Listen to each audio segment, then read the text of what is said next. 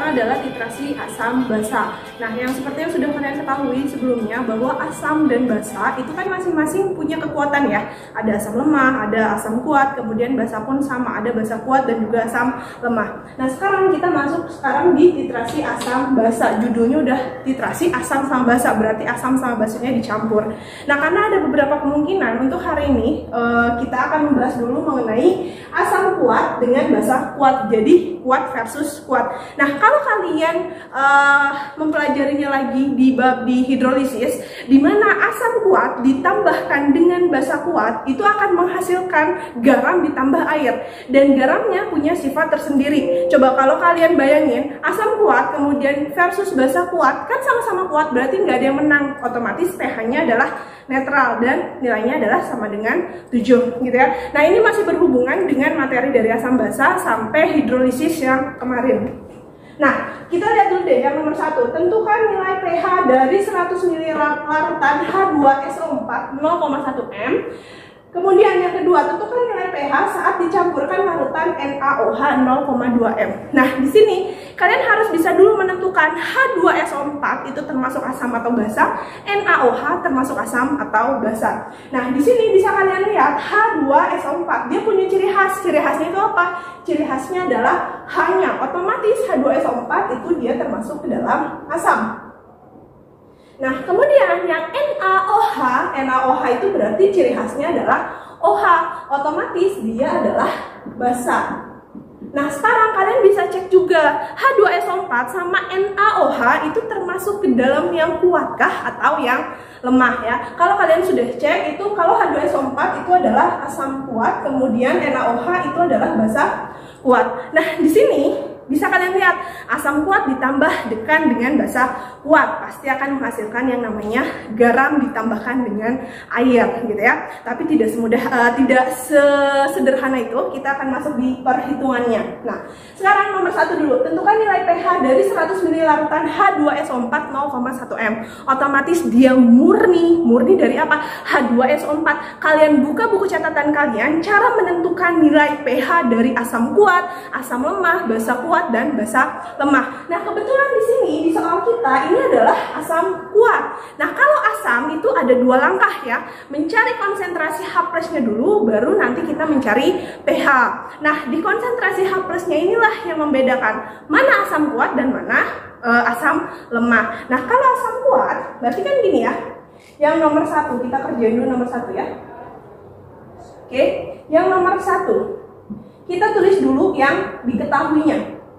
Diketahui berarti kan tentukan nilai pH dari 100 ml, berarti yang diketahui pertama kali itu adalah volumenya. Berapa volumenya? 100 ml. Nah, kemudian kita apalagi yang diketahui? Yang diketahuinya adalah larutan H2SO4. Larutan H2SO4. Nah, H2SO4 dia kan yang tadi kita sebutkan, dia adalah asam kuat. Berarti asam kuat kita bisa mencari nilai A. Nilai A itu dari mana? Dari jumlah H-nya. Di sini H2SO4 berarti jumlah H-nya adalah 2. Berarti nilai A sama dengan 2 gitu. Kemudian apalagi yang diketahui? 0,1 m. 0,1 m itu adalah berarti molaritasnya. Molaritasnya adalah 0,1 m. Kita notasikan ilmiahnya dulu. Berarti 1 dikali 10 pangkat berapa? Komanya mundur berapa kali? Komanya mundur sekali. Berarti pangkat 10 min 1 m. Nah, seperti biasa. Kemudian ditanyakan, berarti yang ditanyanya adalah pH-nya. Ingat ya, kalau asam itu berarti ada 2 langkah cara menjawabnya ya. Jawab. Oke, berarti yang pertama kita harus mencari konsentrasi H+. Nah, untuk mencari konsentrasi H+ dari asam kuat ya, kalian buka rumusnya itu adalah M dikalikan dengan A. Di mana nilai M-nya yang sudah kita ganti ke dalam notasi ilmiah berarti 1 dikali 10 pangkat min 1 dikalikan dengan A. A-nya berapa? A-nya adalah 2. Berarti tinggal 1 dikali 2 berarti kan 2 dikali 10 pangkat min 1. Ya, nah sekarang baru kita mencari nilai apa? Barulah kita mencari nilai pH. Di mana nilai pH itu rumusnya adalah min log konsentrasi H+. Berarti min log 2 dikali 10 pangkat min 1. Gampangnya tinggal satunya pindah ke depan, 1 min log 2. Nah ini pun sebenarnya udah dibahas di soal yang sudah kalian kerjakan sebelumnya. Nah sekarang kita lanjut di nomor 2. Setelah tadi nomor 1 kita mendapatkan nilai pH H2SO4 murninya itu adalah 1 min log 2. Dan sekarang gimana perubahan pH-nya ketika dicampurkan larutan NaOH 0,2 M? Nah, berarti kan di sini ada pencampuran. Pencampuran itu berarti kan bereaksi ya. Berarti kita tuliskan dulu di sini persamaan reaksinya itu adalah H2SO4 gitu ya. Ditambahkan dengan siapa? Ditambahkan dengan NaOH. Nah, ketika ditambahkan NaOH ini kan asam kuat ditambah dengan basa kuat, pasti menghasilkan garam ditambahkan dengan air, gitu kan ya? Kita langsung dulu dapetin H2O. H2O-nya dapat dari mana? Dari ciri khasnya ya. Ciri khas asam itu adalah H, ciri khas basanya itu adalah OH. Nah, berarti kita tinggal tuliskan garamnya. Nah, garamnya ini adalah yang belum bereaksi. Yang belum bereaksi siapa? SO4 sama Na. Nah, otomatis yang tulis di depan duluan itu adalah basanya. Berarti tinggal kita tuliskan NaSO4. Gitu. Nah, di sini kita lihat, kita setarakan ya. Kita setarakan yang pertama dulu Na-nya dulu deh biar gampang gitu kan. Na itu golongan 1, Herlina kawin Ruby CS frustasi. Otomatis dia muatannya adalah 1. Nah, kemudian di sini dia kan berikatan dengan SO4. Kita lihat dulu di sini SO4 dia mengikat 2H. Berarti dia pun harus mengikat 2 Na. Karena kan Na dari golongan 1, H pun dari golongan 1. Berarti sama-sama 1. Berarti di sini dia jadi 2. Jadi Na2SO4. Nah, setelah kita dapatkan Na-nya 2, kita setarakan nih sama yang di kiri, gitu ya. Di produk kita dapat Na-nya 2, di kiri kita lihat Na-nya ada berapa?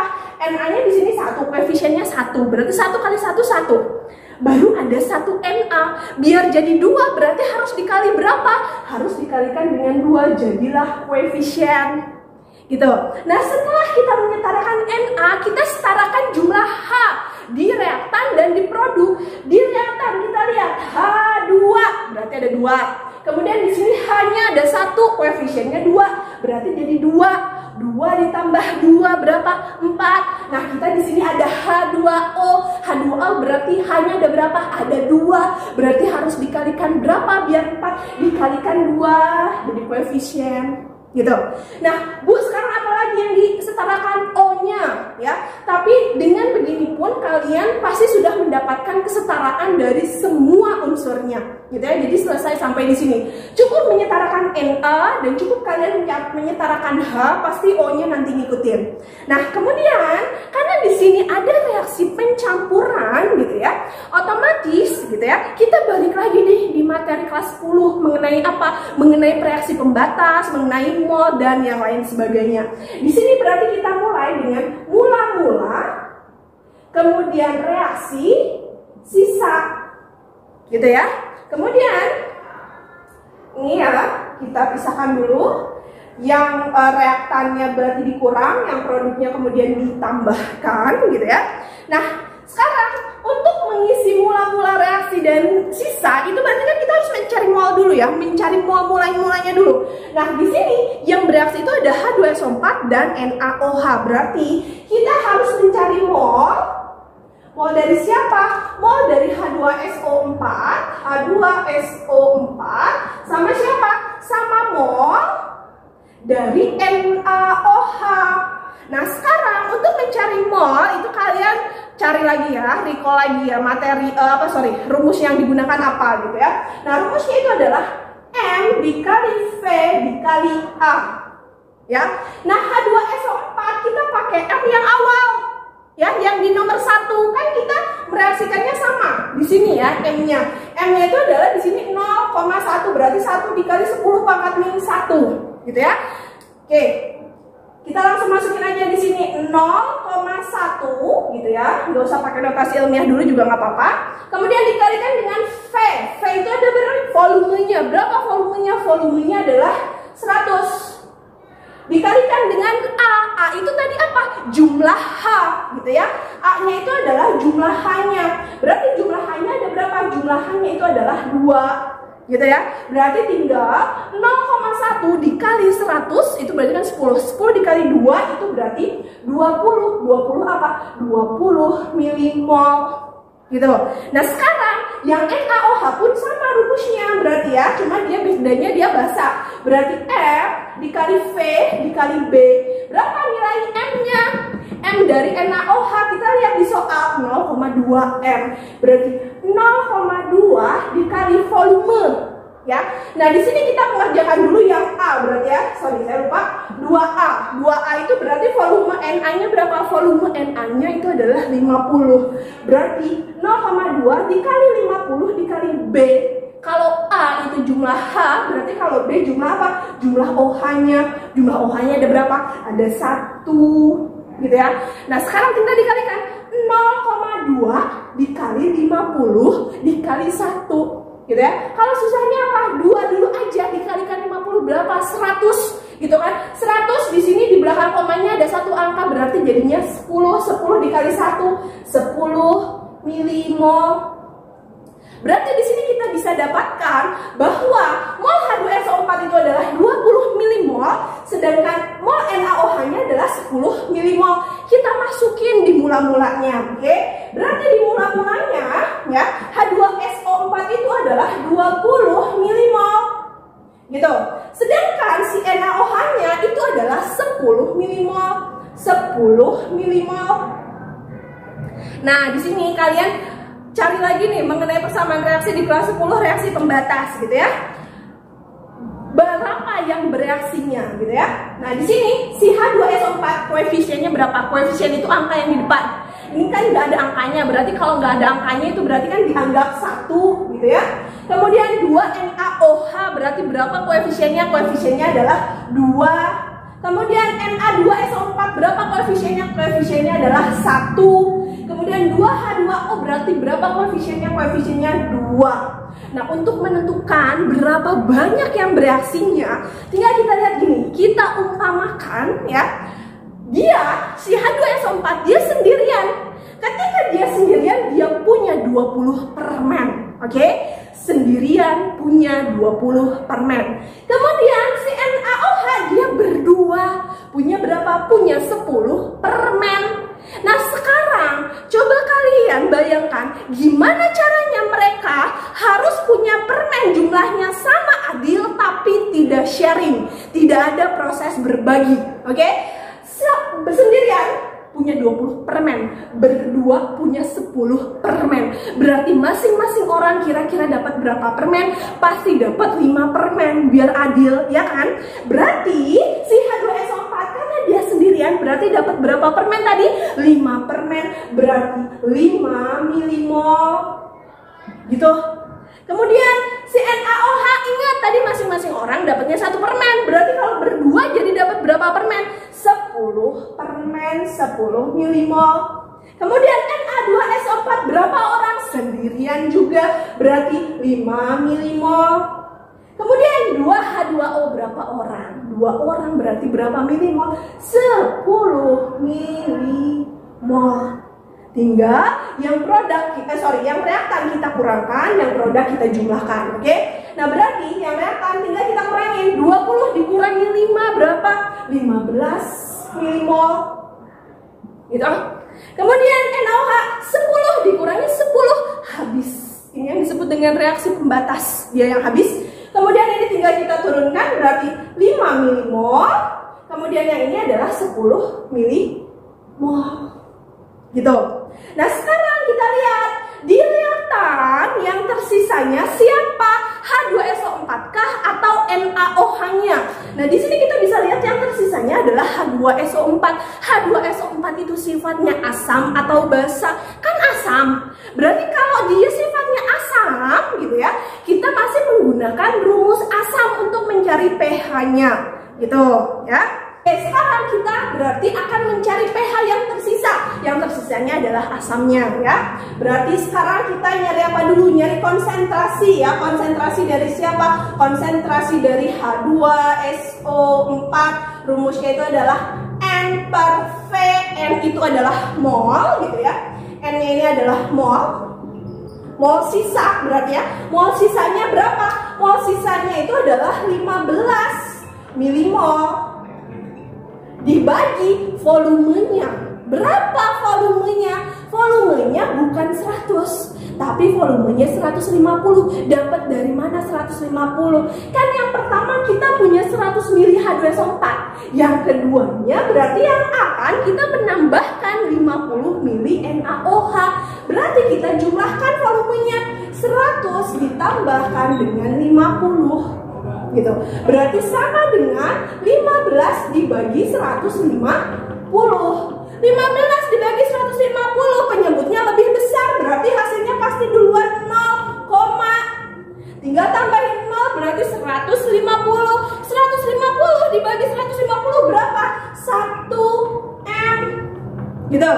Nah, kita ubah dulu dia dalam notasi ilmiah, berarti jadi 1 dikali 10 pangkat min 1 M. Karena apa? Karena dia mundurnya 1 kali komanya. Baru di sini kita mencari apa? Kita mencari pH. Kan konsentrasi H2SO4 itu sama aja kayak konsentrasi H+. Kan dia sifatnya asam, gitu ya. pH rumusnya yang tadi. Min log konsentrasi H+. Berarti min log konsentrasi H+-nya berapa? Ini yang dinotasikan ilmiah ya. 1 dikali 10 pangkat min 1. Gampangnya Pak, satunya tinggal pindah ke depan. 1 min log 1. Selesai. Kalau pengen lebih sempurna berarti log 1 itu bisa dibuka ya. 1 min log 1 itu adalah 0. Berarti sama dengan 1. Ya, tadi ketika dia larutan asam sulfatnya murni nilainya adalah 1 min log 2. Sekarang ketika sudah ditambahkan dengan NaOH sebanyak 50 mili, ternyata berubah pH-nya menjadi 1 gitu. Nah, di sini untuk yang A, B, C, D, E kalian bisa tentukan dulu nanti siapa yang bersisanya. Ketika kalian tahu yang bersisanya, maka kalian nanti bisa langsung mencari pH. Misal, kebetulan kalau di H2SO4 yang A ketika 50 mili volume NaOH-nya gitu ya, yang bersisanya itu adalah H2SO4-nya. Berarti kalau yang bersisa H2SO4-nya, oke, berarti dia sifatnya asam. Tapi sebaliknya bisa, kalau yang misahnya itu adalah yang NaOH. NaOH itu berarti basa. Kalau basa berarti pakai rumus basa, gitu ya. Untuk mencari konsentrasinya sama, volumenya tetap menggunakan volume total, gitu ya.